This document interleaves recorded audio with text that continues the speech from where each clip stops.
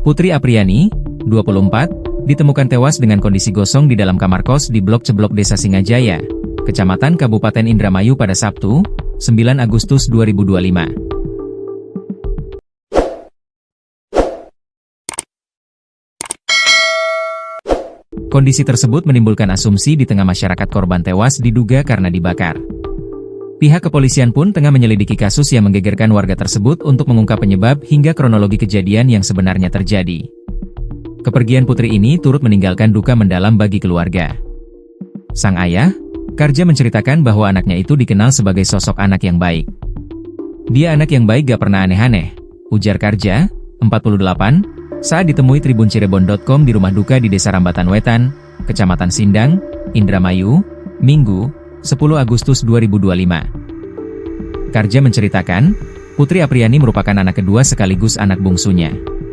Ibu dari Putri sendiri merupakan pekerja migran Indonesia, PMI, dan bekerja di luar negeri. Putri sendiri usai lulus SMK Farmasi melanjutkan kuliah di Yogyakarta. Hanya saja, karena pandemi COVID-19 lalu, Putri pulang ke Indramayu, ia juga berhenti kuliah saat itu. Dari situ, Putri bekerja sebagai karyawan apotek di Indramayu. Ada beberapa apotek tempat Putri pernah bekerja.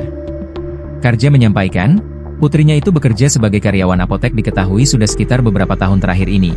Selama bekerja itu ia juga ngekos untuk tempat tinggal. Jadi untuk ngekos itu memang sudah dari dulu, ujar dia.